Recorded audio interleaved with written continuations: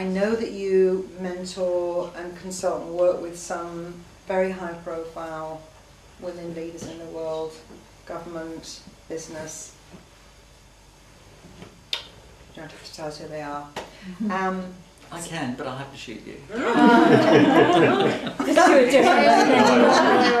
Oh, actually, I don't have to. Somebody else will. Okay, all right, sworn to secrecy. So, tell us something about how these women got there, Right. and the game they play, and something about what makes them different to get to where they got to. Because we really know them through the filter of the media. We don't really know what they're like. Yeah. Can I leave with 3 particular qualities that they have? Mm-hmm.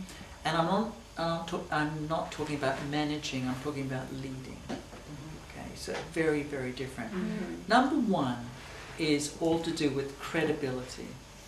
And we can deconstruct that, but right now it's all about how credible are you with your message. Mm-hmm. And the message does not change, by the way. In other words, it's not a different message every day. It's the credibility of the individual. And as a result of that credibility, you have a credibility of the message. The second thing is all about connection. And connection also means relationship. Connection also means collaboration. But it has to be what's called a true connection, not just, oh, nice to meet you. They have strong networks of people they're connected to. Not just strength in that network, but it's a holistic approach to that connection. So you're engaging the whole of me, not just the mind part of me, or not just the heart part of me. It's a bringing together of the heart and mind in a very different way. You practice that in 2014 and see the difference you will make.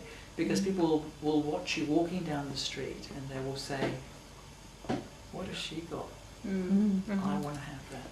Because you're emanating, you're resonating that energy. And resonating the energy of?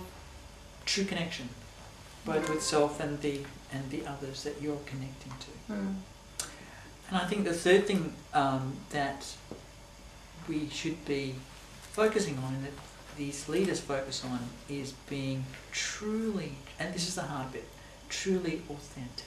Yes. The depth of that should transform every interaction you have when you're truly authentic. So you don't have to strive to change something. It comes to you because you are being that. Have you noticed some of the women that you've worked with have become more authentic when they've got into the position? Because it would seem to me that being, I don't know whether this, sometimes you have to try and be somebody that they want you to be, because the way to reach people is through the filter of the media, and so we don't always know who they really are. But it seems to me that some of the women who get to places, they become different when they're there. Or they're safer being their authentic self. Or are you saying they're authentic all the way through, and it's maybe the way the media present them? Those that we respect, not those that we see through the media lens, but those that we truly respect, there is no media lens. It is just who they are. But there are those we don't respect, and I'm sure all of us know people like that. They're different. In other words, what you know about them is different to who they actually are. I'm not talking about that. I'm talking about those that we truly venerate. You mentioned Gandhi. The media doesn't present him in any more different light than who he truly was. If you meet Mother Teresa, you don't see her in the media as being any different to what she truly is. There is an authentic beingness. And not even, it's not a presentation either. It's Transcends. Yeah, it really is.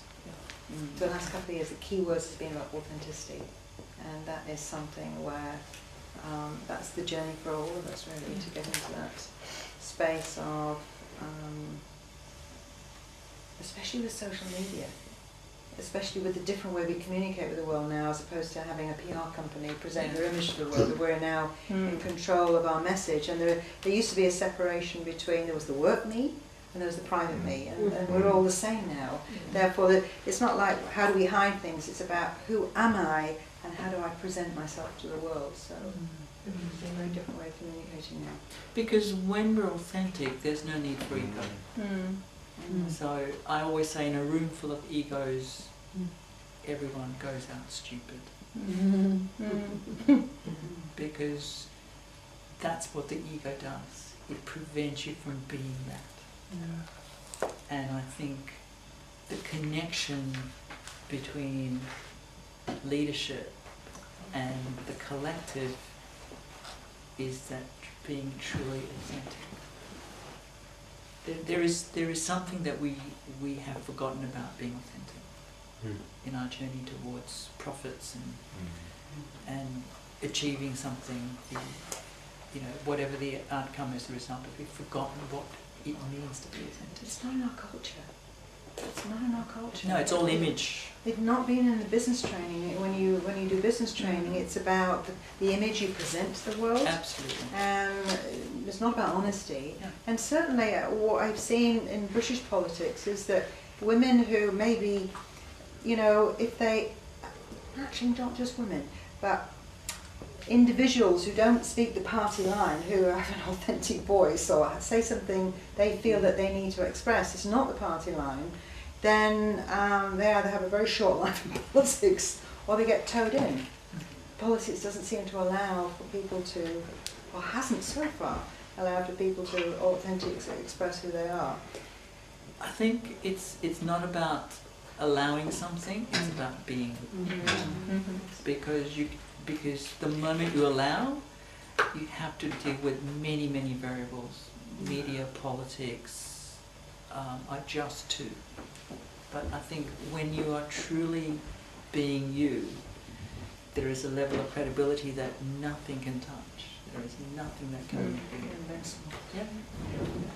And the power of the collective is about being authentic.